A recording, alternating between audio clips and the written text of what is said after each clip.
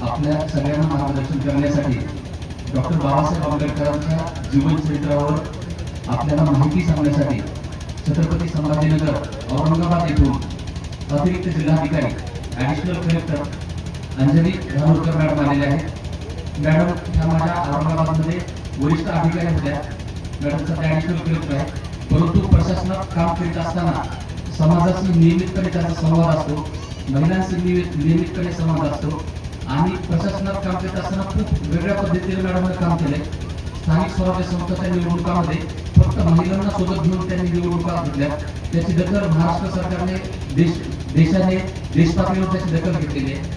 मॅडमचे 3 पुस्तकं प्रसिद्ध झालेले आहेत, वेगवेगळ्या पुस्तकांचं त्यांनी भाषांतर केलेलं आहे आणि डॉक्टर बाबासाहेब आंबेडकर मराठवाडा विद्यापीठ, स्वामी रामानंद तीर्थ नांदेडचं विद्यापीठ आणि संत गाडगेबाबा अमरावती विद्यापीठ इथल्या अभ्यासक्रमामध्ये मॅडमच्या पुस्तकातले काही भाग, मॅडमचे लेख आपल्याला आढळून येतात। तसेच मॅडम मोटिवेशनल म्हणजे विद्यार्थ्यांना प्रोत्साहन देण्यासाठी प्रेरणात्मक भाषणं यूट्यूबवर बरेच आहेत। आपण यूट्यूबवर गेलात मॅडमचं नाव टाकलं तर आपल्याला त्यांचे असंख्य व्हिडिओ दिसतील।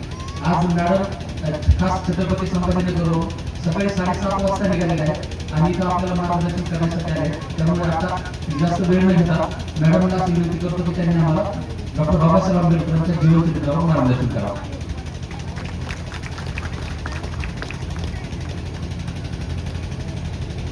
Thank you very much. त्या गीतामध्ये काही शब्द मला नेहमीच लक्षात राहतात। दोनच राजे इथे गाजले कोकण पुण्यभूमीवर, एक त्या रायगडावर, एक चौदार तळ्यावर। आणि पुढे येता येता ते गीत असंही म्हणतं, शिवरायांच्या हाती तलवार भवानी होती, त्याच भवानी वरी माझ्या हाती लेखणी होती। तेवढीच धार भीमाच्या लेखणीला सुद्धा होती। या दोन्हीही कोकणामध्ये गाजलेल्या राजांना छत्रपती शिवाजी महाराज आणि महामानव डॉक्टर बाबासाहेब आंबेडकर यांना मी मानाचा मुजरा माझ्या वतीने सादर करते। त्याचबरोबर ज्यांना डॉक्टर बाबासाहेब आंबेडकरांनी आपलं गुरु मानलं होतं आणि ज्यांच्या विचारावर सुद्धा ते चालत गेले आणि ज्यांनी विषमतेचा सगळा आधार व्यक्त करत खूप असे काही निर्णय घेतले, राबवले जे समाजाच्या पूर्णतः विरोधात होते। घर सोडावं लागलं तरी घर सोडलं, पण आपलं ध्येय नाही सोडलं, त्या महात्मा ज्योतिराव फुले।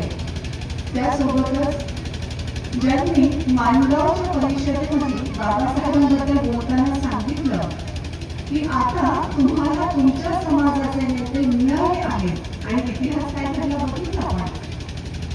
त्या राजर्षी शाहू महाराजांचे आणि ज्यांच्या शिष्यवृत्तीमुळे बाबासाहेब देश विदेशांमध्ये जाऊन शिकू शकले ते सयाजीराव गायकवाड। या सर्वांना मी नम्रपणे वंदन करते। जिने 2 छत्रपती घडवले त्या राजमाता जिजाऊ। त्यासोबतच जिने आपल्या पतीला सांगितलं की तुम्ही समाजाचं भलं करा, घराचं सगळं मी बघेन आणि नेत्यांना एकटीनं संसाराचा गाडा ओढला, त्या त्यागशील मूर्ती रमाई। आणि त्यासोबतच पतीची सहचारिणी म्हणून पतीने जे ध्येय ठरवलं आहे त्याच्यामध्ये पूर्णतः समर्पण करणारी सावित्रीबाई फुले या तिघींना सुद्धा विनम्रपणे अभिवादन करते। आणि आज इथे विचार मंचावर उपस्थित असणारे उपजिल्हाधिकारी महादेव किरवले साहेब, गौरव इंगोले साहेब, मुंडे साहेब आणि किरवले मॅडम या सर्वांना माझा विनम्र नमस्कार आणि इथे उपस्थित असणाऱ्या आपल्या सर्वांना सुद्धा माझा नमस्कार।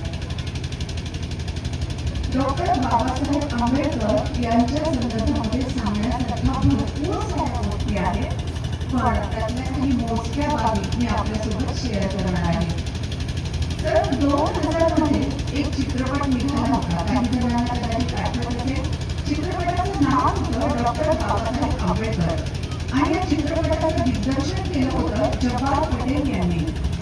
हा चित्रपट आंतरराष्ट्रीय स्तरावर दाखवण्यात आलेला होता आणि जेव्हा ब्राझीलमध्ये सुद्धा या चित्रपटाचं प्रदर्शन झालं, चित्रपट संपूर्ण संपल्यानंतर दिग्दर्शक जब्बार पटेल यांना ब्राझीलमधील एक महिला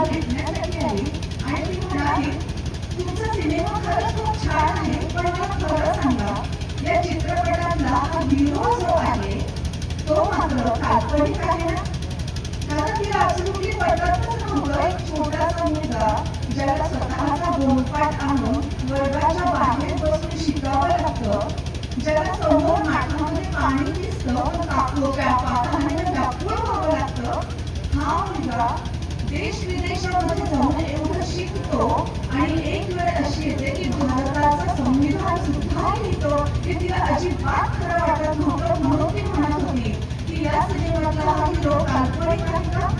आणि जेव्हा जब्बार पटेल यांनी असं सांगितलं की काल्पनिक अजिबात नाही, हे डॉक्टर बाबासाहेब आंबेडकर आमच्या देशात खरोखर घडून गेले आहेत, तेव्हा तिच्या डोळ्यामध्ये अक्षरशः आसमानच्या धारा लागल्या. कारण तिला कुठेतरी वेदना जाणवत होती त्या छोट्या मुलाची, केवढा संघर्ष त्याला लहानपणापासून करावा लागला आणि कुठेतरी खूप अभिमान वाटत होता की या अशा परिस्थितीमध्ये संघर्ष करून अतिशय मोठी झेप त्याने घेतली आहे, त्याच्याबद्दल अभिमान वाटावा तेवढा कमी. म्हणून वेदना आणि अभिमान या दोन्हीचाही परिणाम म्हणून तिच्या डोळ्यांमधून अश्रू वाहत होते. हे सगळं बघत असताना खरंच मला आणखी काही जणांचे काय आपल्या भारताबद्दल काय विचार होते आणि बाबासाहेबांमुळे ते विचार कसे बदलले गेले हे सुद्धा आवश्यक तुम्हाला शेअर करावं वाटतं.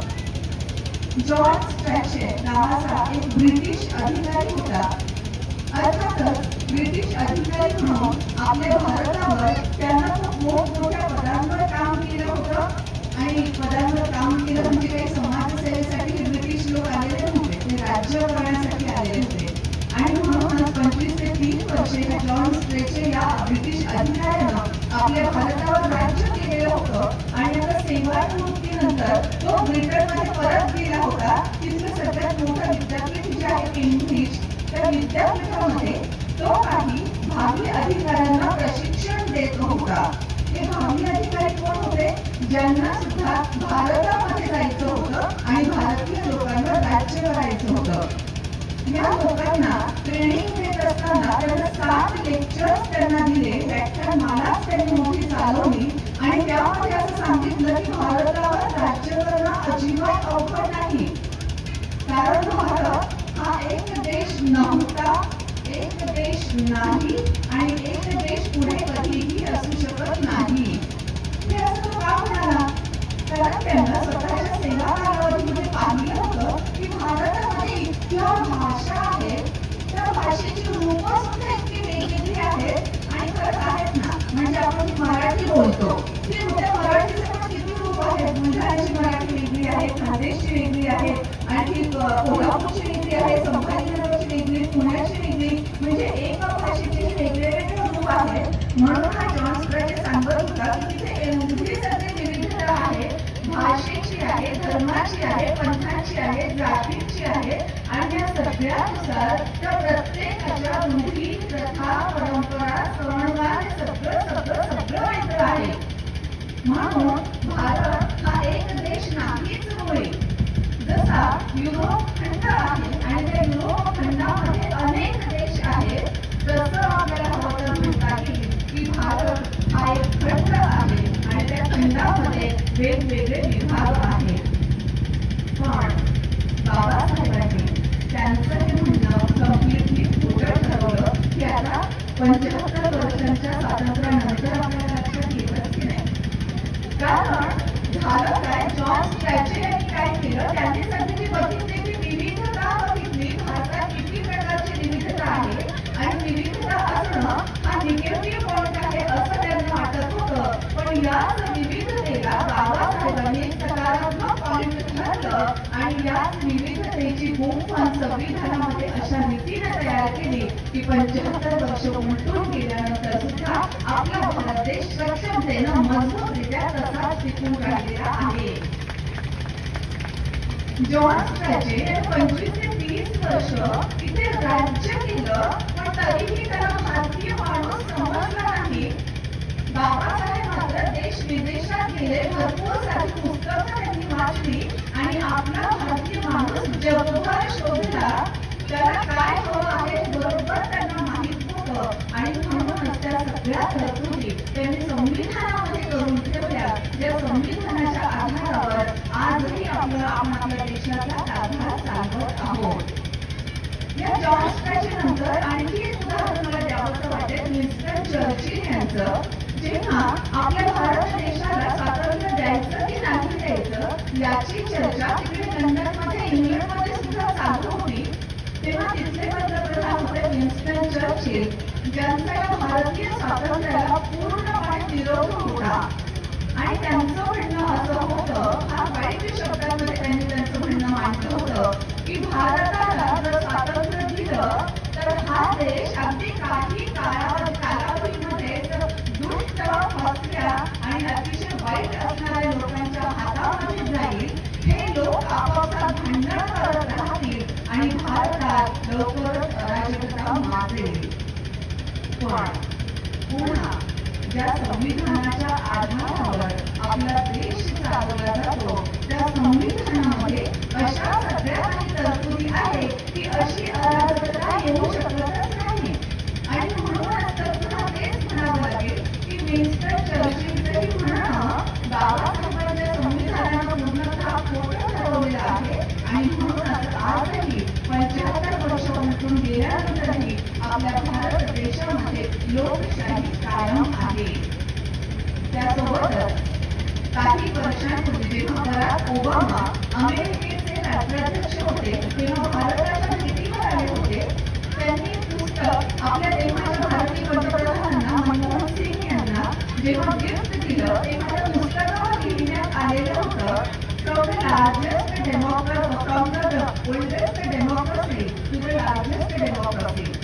अमेरिका हा देश साधारणतः 250 पेक्षाही वर्षांपासून लोकशाही देश आहे.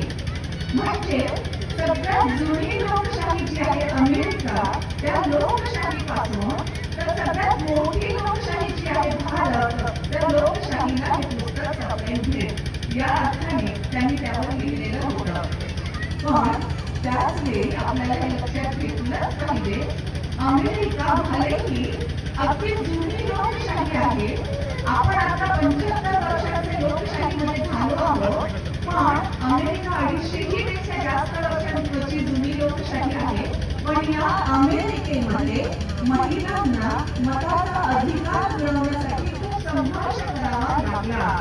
पण आपल्या भारतामध्ये मात्र आपल्या सगळ्यांना मताचा अधिकार अजिबात संघर्ष न करता मिळाला. म्हणून तर बाबासाहेबांचं म्हणणं असं होतं की लोकशाही सत्ता म्हणजे असा सत्तापालक की जो रक्ताचा एकही थेंब न सांडता होतो. आणि म्हणूनच आपल्याला मताचा अधिकार दिला आहे आणि त्या आधारावर जेव्हा आपल्याला सत्ता पालट करायचा असतो तेव्हा आपण तो सत्ता पालट करतो. अमर्त्य सेन होते त्यांना नवोदय पारितोषिक मिळालं अर्थशास्त्रामधलं. त्यांनी असं म्हटलंय की बाबासाहेब आंबेडकर हे फक्त संविधान निर्माते होते असं अजिबात नाही, तर अर्थतज्ञ म्हणून ते अति जागतिक स्तरावरचे विचारवक्ता होते. आणि त्यासोबतच बाबासाहेब यांचा बेसिक पाया जो होता तो सामाजिक न्याय, समता आणि बंधुता यावर होता. म्हणूनच मानवता त्यांनी जी सांगितली ती संपूर्ण जगासाठी उपयोगी ठरणारी आहे. हे सगळं ऐकल्यानंतर खरंच आपण एवढ्या चांगल्या देशामध्ये जन्माला आलो आहोत की आपले पूर्वज असे होते ज्यांनी इतके चांगले विचार आपल्याला दिले, याच्याबद्दल डेफिनेटली आपल्याला अभिमान वाटतो. बाबासाहेबांचं एक धोरण होतं की आपल्याला जिथून येईल तिथून ज्ञान घ्यायचं आहे.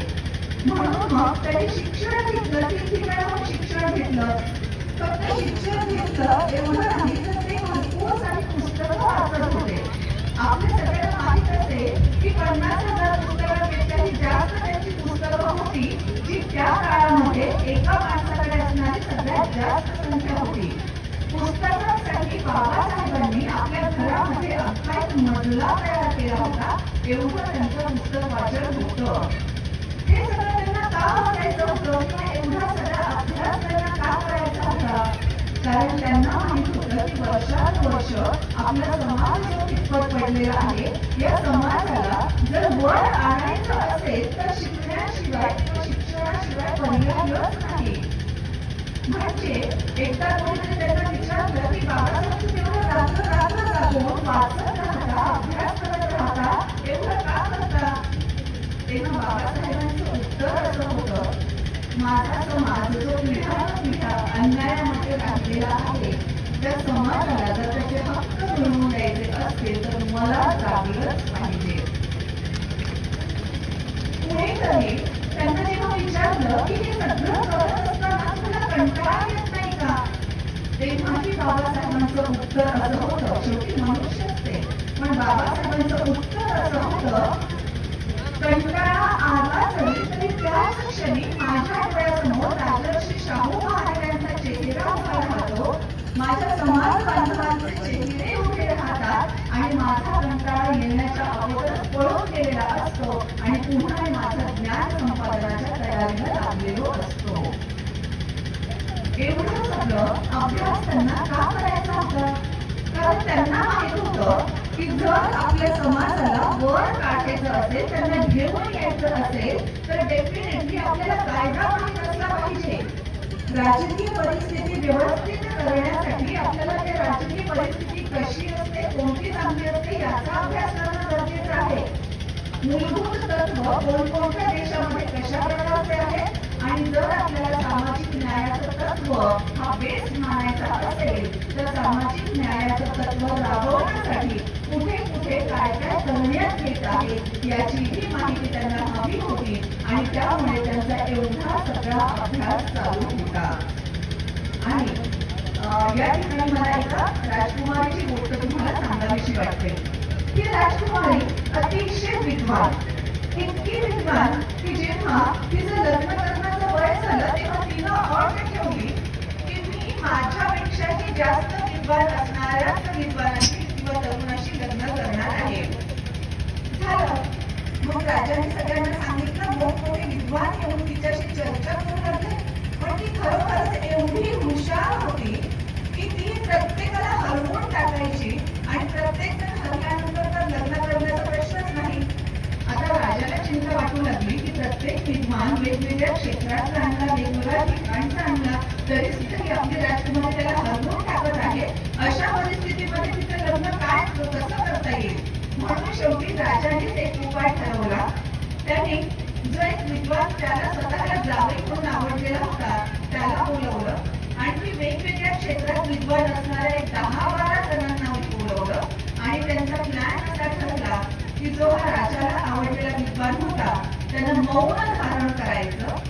राजकुमारीला सांगितलं जाईल की हा खरा विद्वान आहे जो तुझ्याशी चर्चा करणार आहे, पण तो मौन धारण करणार, त्यानं मौन धारण केलेलं आहे, मौन तो सोडणार नाही. तो काही हातवाऱ्याने उत्तर सांगेल आणि त्याच्या हातवाऱ्यांचे उत्तर त्याचा अर्थ हे बाकीचे विद्वानांपैकी कोणीतरी सांगेल. आता झालं काय? ज्या प्रश्नांचे उत्तर या खऱ्या विद्वानाला येत होते किंवा त्या राजाला आवडलेल्या विद्वानाला येत होते तो त्याचे हातवारे करायचा आणि कोणी त्याला उत्तर द्यायचं. पण काही प्रश्न असे होते की त्याचं उत्तर यालाही माहित नव्हतं. मग खरं तर तो ती सगळी चर्चा हरला असता आणि त्यालाही निघून जावं लागलं असतं. पण आता साथीला हे आणखी 10-12 विद्वान होते म्हणून तो कुठलेही हातवारे करायचा आणि त्या क्षेत्रातलं तिने जो प्रश्न विचारला त्या क्षेत्रातलं जे जाणकार विद्वान असेल ते त्याचं बरोबर उत्तर द्यायचं आणि राजकन्याला वाटायचं, अरे वा, याला हातवारे इतके व्यवस्थित पद्धतीने गेले, आपलं उत्तर बरोबर मिळालेलं आहे. त्या राजकुमारीचं काय पुढे झालं हा काही आपला विषय नाही म्हणून मी ते सांगणार नाही, ते तुम्ही नंतर शोधत बघा काय झालं ते.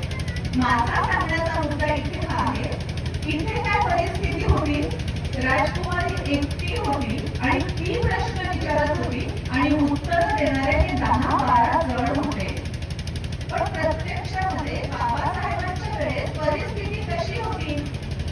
त्यांना विचारणारे भरपूर सारे दिग्गज होते जे स्वतः सुद्धा अभ्यासू होते आणि त्या सगळ्यांच्या प्रश्नांचं, त्यांच्या सगळ्यांच्या शंकांचं निराकरण एकट्या बाबासाहेबांना करायचं होतं. म्हणून बाबासाहेबांना माहित होतं की मी जोपर्यंत सर्वोत्तम ज्ञान प्राप्त करत नाही तोपर्यंत ह्या सगळ्यांच्या जे काही ते तर्क लढवतील, ज्या काही शंका उपस्थित करतील त्या सगळ्यांच्या शंकांना, तर्कांना मी पूर्ण करू शकणार नाही. म्हणून मला तेवढा अभ्यास केलाच पाहिजे आणि म्हणून अगदी 18 तास बाबासाहेब अभ्यास करत होते.